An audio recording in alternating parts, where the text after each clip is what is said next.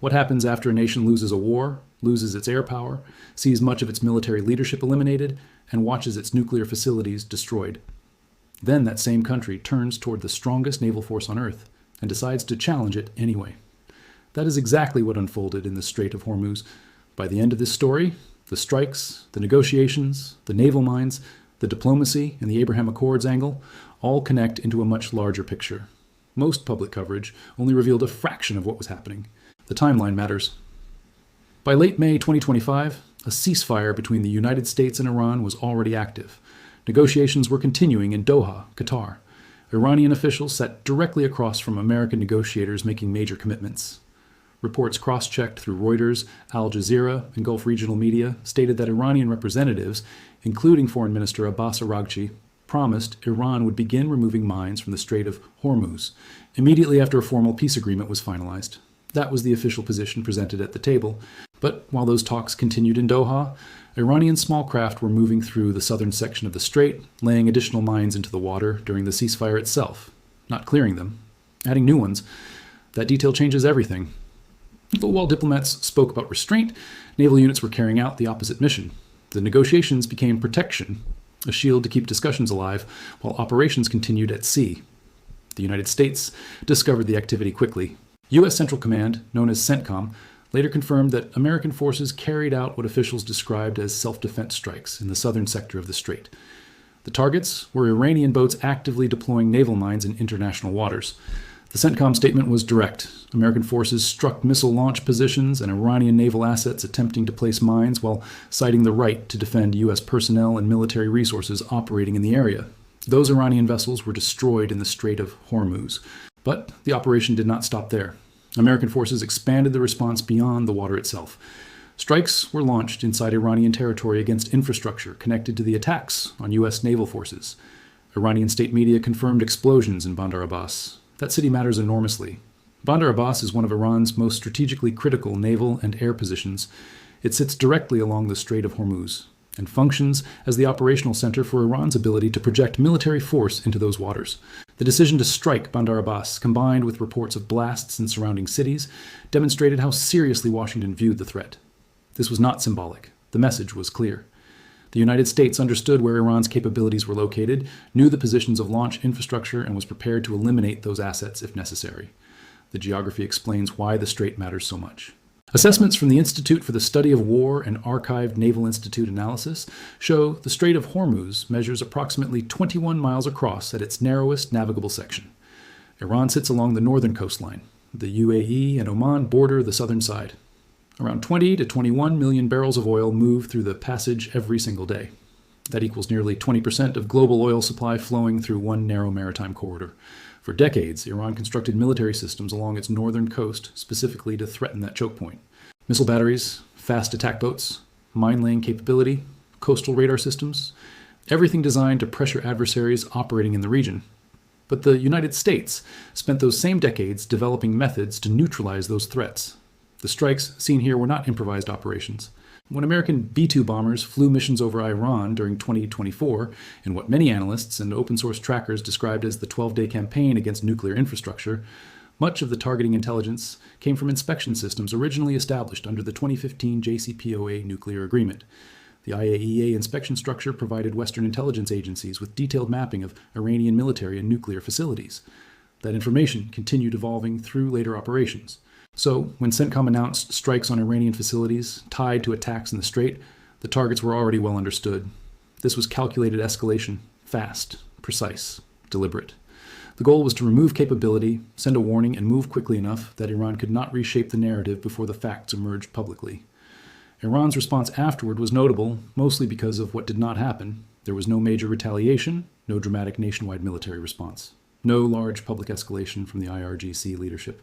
Multiple assessments from the Institute for the Study of War, Air and Space Forces magazine, and Stars and Stripes all pointed toward the same conclusion. Iran's conventional military capability had been severely weakened compared with even 18 months earlier. The IRGC still existed. Internal security structures remained intact, but Iran's ability to challenge the U.S. Navy directly in open waters had deteriorated significantly. That raises the central question. If Iran understood the condition of its military forces, why continue provoking confrontation? Why place mines during a ceasefire? Why risk strikes on Bandar Abbas? Two explanations emerged. One possibility was that hardline IRGC factions were acting separately from the diplomatic process and attempting to sabotage negotiations they opposed. The second possibility was that Iran intentionally used escalation as leverage during negotiations, trying to increase the political and military cost for Washington enough to force softer deal terms. Both scenarios carried major risks. One suggested the Iranian government no longer fully controlled its own military elements. The other suggested Iran deliberately escalated during active negotiations as a bargaining strategy. Either way, the United States answered with force. The message from CENTCOM, the White House, and the strikes themselves was unmistakable. The Strait of Hormuz remains an international waterway tied directly to global commerce. As long as the U.S. Navy remains in the region, no actor will be allowed to mine it, close it, or impose control over it without consequences. Everything that followed in the negotiations connected directly back to those moments. The destroyed boats in the strait, the explosions in Bandar Abbas, the military response shaped every diplomatic conversation that came afterward. Modern geopolitical conflict is fought in two places at once, on the battlefield and at the negotiating table. What unfolded in Doha over the following weeks became one of the most complicated diplomatic confrontations in recent years. Statements from Reuters, Al Jazeera, Gulf News, and official White House releases revealed how layered those discussions truly were. Then the leaks began. Information started appearing publicly, suggesting the United States might accept terms many observers considered surprisingly weak given the military situation on the ground. The leaked reports painted a picture of Washington seeking an agreement at almost any cost. They suggested flexibility on enrichment issues and broader compromises that would hand Iran a diplomatic victory despite the severe damage already inflicted on its military infrastructure. The moment those leaked details reached the media, the reaction was immediate. Oil prices shifted, financial markets responded. Analysts began predicting outcomes. Pressure on the White House intensified almost instantly. That is the first thing to understand about strategic leaks during sensitive negotiations. Whenever confidential information appears publicly in the middle of diplomatic talks, the central question becomes simple. Who benefits from the narrative? In this case, Iran benefited. If Tehran could convince international markets, major media outlets, and the American public that Washington was desperate for an agreement, it would create political pressure on the United States to accelerate negotiations and accept weaker conditions simply to stabilize the situation. It was leverage through perception instead of military action. And, with Iran's military options now significantly reduced, information warfare became even more valuable. Trump rejected the leaked claims directly. His position was clear and without ambiguity. The United States, he stated, would never support any agreement that left Iran with a route toward acquiring nuclear weapons. He also referenced the original JCPOA agreement from 2015, describing it as one of the worst deals ever negotiated. In his view, the agreement created a pathway toward Iranian nuclear capability rather than preventing it. The reality surrounding the JCPOA was more complicated. Despite its major flaws, the agreement established a massive inspection and verification structure that provided Western intelligence agencies with extensive documented mapping of Iranian nuclear facilities. That intelligence later proved critical.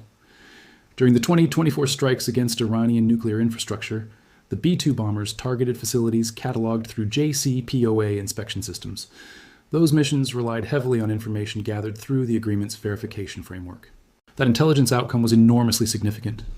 At the same time, the agreement's weaknesses were real. Restrictions on uranium enrichment were not strict enough. Enforcement systems contained gaps. Most importantly, the sunset clauses guaranteed that limitations would eventually expire, potentially leaving Iran in a stronger long-term nuclear position than many supporters publicly acknowledged. So criticism of the JCPOA did not emerge without reason. But the broader history remained more layered than political messaging often suggested. That background matters because the current negotiations introduced new proposals with much greater specificity. Trump's official statement outlined Washington's position more clearly than at any earlier stage of the talks. He argued that the naval blockade, combined with economic pressure and damage to military infrastructure, had stripped Iran of the leverage it would normally possess in negotiations. Every additional week without a deal, according to the statement, harmed Iran far more severely than it harmed the United States. But the most important development involved enriched uranium. Iran had enriched uranium to approximately 60% purity. Weapons-grade material generally sits around 90%. Civilian nuclear energy typically requires only 3 to 5% enrichment. That 60% stockpile became one of the core obstacles in every negotiation. Until recently, the American position remained almost entirely binary. Iran either transferred the uranium stockpile to the United States for destruction or sent it to Russia for secure storage. Tehran rejected both choices. For Iranian hardliners especially, removing enriched uranium from Iranian territory crossed a sovereignty red line. Domestically, it would appear as capitulation. Then Washington introduced a third possibility. Under the revised proposal, Iran's enriched uranium could be destroyed inside Iran itself under direct supervision from the International Atomic Energy Agency, the IAEA. The IAEA functions as the United Nations Nuclear Monitoring Organization. It operates inspection teams, verification systems, and internationally recognized certification procedures. The practical method would most likely involve downblending. That process mixes 60% enriched uranium with natural or low-enriched uranium until the material falls into a lower range between 3 and 20%. At that level, the uranium remains suitable only for civilian applications and no longer represents a major proliferation concern. IAEA inspectors would oversee the entire process to confirm compliance. This represented a genuine concession, though not a sweeping one. The United States did not abandon its core demand that the stockpile be neutralized, but it removed the sovereignty issue Iran had repeatedly used as a political obstacle. The fact that Trump revealed this publicly suggested the flexibility emerged from actual progress during negotiations rather than from a unilateral American proposal. Marco Rubio reinforced that impression. During a public appearance tracked across multiple official transcripts and broadcast reports, Rubio faced direct questions regarding the state of negotiations and whether an agreement remained possible. His response was cautious, yet notably hopeful.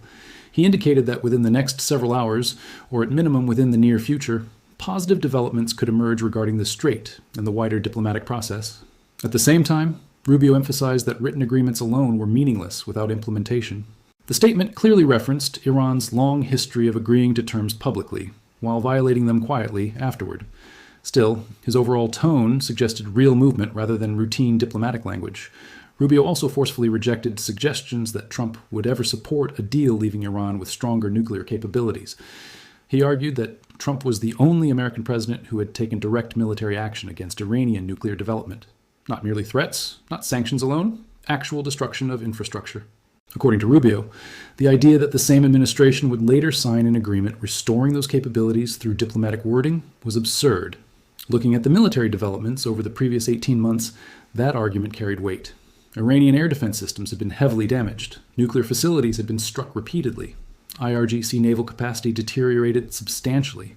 Then came the Bandar Abbas strikes. Taken together, it became difficult to imagine the current U.S. administration accepting any agreement that failed to permanently and verifiably end Iran's nuclear ambitions. The military leverage was overwhelming, but the situation extended beyond only Washington and Tehran. Other actors stood across the regional chessboard with their own interests and strategic calculations. Gulf states carried separate agendas. China watched from the background. Inside Iran itself, political divisions appeared far more fractured than official messaging admitted publicly. Then came the Abraham Accords statement from Trump. At first glance, the statement sounded almost excessively optimistic. But viewed through the lens of negotiation strategy rather than pure foreign policy idealism, it began to make a very different kind of sense. The broader geopolitical picture explains why. This was no longer simply a conflict between Washington and Tehran. Multiple regional powers wanted the crisis resolved in very specific ways aligned with their own interests.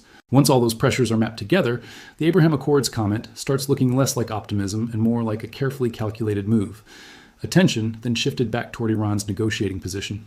Iranian Parliament Speaker Mohammad Bagher Ghalibaf and Foreign Minister Abbas Araghchi both arrived in Doha during late May 2025 for what were described as intensive negotiation sessions. The Iranian proposals emerging through reporting from Al Jazeera, Gulf News, and Iranian state-aligned media contained several elements framed in highly strategic ways. One of the biggest involved the Strait of Hormuz transit issue. Iran quietly stepped away from its earlier proposal, demanding direct fees from ships passing through the strait. That original wording triggered immediate backlash internationally because the Strait of Hormuz is legally recognized as an international waterway under the United Nations Convention on the Law of the Sea. Iran's earlier proposal sounded too much like a sovereignty claim, so Tehran adjusted the language. Iranian diplomats stopped referring to the charge as a toll. Instead, they reintroduced it as an environmental fee. Under the revised framing, ships crossing the strait would contribute financially toward environmental protection efforts in the waterway. Think about the contrast for a moment. One of the world's largest petroleum exporters, a country whose economy depends heavily on oil shipments through that same strait, now wanted international shipping traffic to pay an environmental contribution. From a rhetorical perspective, the rebranding was remarkably creative. But beneath the wording, the demand remained unchanged. Iran still wanted financial payments from ships moving through waters it considered tied to its authority. Several regional commentary sources described it almost like a classic protection structure, not a penalty, a mandatory contribution, different language leading to the same result. The United States and international maritime law were never likely to accept that position. The legal status of the Strait of Hormuz as an international passage is not uncertain. It is already established. The moment any country recognizes an environmental transit payment as legitimate, it indirectly validates Iran's sovereignty argument over those waters. That precedent would never be accepted in Washington, Brussels, Tokyo, or Riyadh. But Iran's second proposal revealed even more about Tehran's strategic thinking. Iran requested that China become a formal guarantor of any final agreement. On the surface, the proposal sounded reasonable. Major international agreements often involve guarantor nations acting as third-party enforcers, responsible for supporting implementation. But the details mattered. Iran wanted China, a nation deeply connected economically through the 25-year cooperation agreement signed in 2021. China had continued purchasing Iranian oil quietly during the sanctions era. Beijing also carried its own strategic interest in reducing American influence across the Middle East. That was the country Tehran wanted, standing behind a peace arrangement with Washington. The historical comparison became difficult to ignore. The situation echoed the Budapest Memorandum signed in 1994 between Ukraine, Russia, the United States, and the United Kingdom. Under that agreement, Ukraine surrendered the nuclear arsenal inherited after the Soviet collapse in exchange for guarantees protecting Ukrainian sovereignty. Ukraine gave up its nuclear deterrent. One of the guarantors, Russia, later invaded anyway, first during 2014, then again on a far larger scale in 2022. The guarantee structure collapsed because one guarantor became the aggressor itself. Iran now wanted a Chinese guarantee. But another recent example stood out as well. Shortly before Venezuelan President Nicolas Maduro lost power in early 2025, Chinese officials publicly met with him, reaffirmed support, and promised continued partnership. Then Maduro's government fell. China did nothing afterward. No military response, no major intervention, no enforcement action tied to earlier commitments. China's strategic relationships are transactional rather than unconditional. Once the cost of honoring a commitment becomes too high, Beijing recalculates. Iranian leadership almost certainly understood that reality, which suggests the Chinese guarantor proposal may have functioned less as a serious security requirement and more as a bargaining chip designed to trade away later in exchange for concessions elsewhere. A placeholder demand rather than a core objective. Then the focus shifted toward a third major force operating mostly in the background of Western media coverage. The Gulf states, Saudi Arabia, Qatar, and the UAE all held enormous economic interests in how the crisis concluded. Disruption in the Strait of Hormuz directly damaged Gulf economies. Saudi Aramco export systems faced complications. UAE trade volumes suffered losses. Qatar, the world's largest LNG exporter, encountered uncertainty and increased rerouting expenses for shipments. All three governments wanted the strait reopened, stabilized, and functioning immediately, rather than after months of prolonged negotiations. There was also another possibility emerging quietly beneath the surface. Based on the timing and pattern of the leaks, there existed a real chance that the damaging negotiation details released several days earlier did not originate from Iran at all. They may have come from Gulf state sources attempting to pressure Washington into softening its demands and accelerating an agreement. From the Gulf perspective, the logic was straightforward. The longer negotiations dragged on, the longer uncertainty surrounding the strait continued damaging regional economies. If Gulf diplomats believed Washington's negotiating position was too rigid, then leaking information portraying the United States as inflexible or resistant to compromise would create enormous public and market pressure. Oil prices rise, markets react, political costs increase for delaying an agreement. Saudi Arabia and the UAE had used this style of indirect pressure before. It was a documented pattern within Gulf diplomacy. Avoid direct confrontation with Washington while shaping the information environment to influence American policy indirectly. If that interpretation was correct, then Trump's Abraham Accords statement carried a very different meaning than many initially assumed. In late May 2025, Trump released a public statement calling on Saudi Arabia, the UAE, Qatar, Pakistan, Turkey, Egypt, Bahrain, and Jordan to either formally join or expand participation within the Abraham Accords framework. Then came the surprising addition. Trump suggested that perhaps even the Islamic Republic of Iran might eventually wish to join as well. At first glance, the statement sounded almost impossible. Turkey, under Erdogan, entering normalization with Israel seemed highly unlikely. Saudi Arabia faced deep domestic opposition to normalization, especially after the post-October 7th environment. Pakistan joining such a framework remained politically unrealistic given internal dynamics. Iran joining the Abraham Accords was even less plausible. The Islamic Republic was built constitutionally, ideologically, and politically around opposition to Israel's existence. The odds of that happening were effectively zero. So why release the statement during active negotiations? Because the statement was not truly aimed at recruiting those countries into the Abraham Accords. It was a message directed toward Gulf states pressuring Washington behind the scenes. The meaning was simple. If regional governments wanted influence over the structure of the future Middle Eastern order, then they needed alignment with Washington's framework rather than interference against the American negotiating position. The Abraham Accords language functioned like a rhetorical barrier. Those countries understood they could not join immediately. Trump understood that as well. But by presenting the demand publicly, Gulf governments faced a choice. Either reduce their pressure campaign against Washington or publicly explain why they opposed a regional peace structure. It was a calculated strategic move, and it appeared to work. Within hours after the statement became public, pressure from Gulf diplomatic channels regarding the American negotiating position became noticeably quieter. That revealed something important about how the administration approached the entire Iran situation. The United States was not only negotiating with Iran directly, it was simultaneously managing Gulf allies, shaping media narratives, influencing market perceptions, and controlling diplomatic messaging in public view through carefully timed statements. Which leads to the final question. After 4 weeks of negotiations, strikes on Bandar Abbas, Iranian boats destroyed in the Strait, compromise proposals involving uranium enrichment, Gulf states applying quiet pressure campaigns, China being asked to guarantee a deal it would never truly enforce, and Trump maneuvering across multiple geopolitical fronts at once, everyone wants the same answer. How does this end? If you want the next chapter covering the realistic endgame scenarios, the future of the Strait of Hormuz, and what this crisis means for American power projection across the Middle East, stay with us for the final breakdown. Please leave your thoughts about this content in the comments below. Thanks for watching. See you in the next one.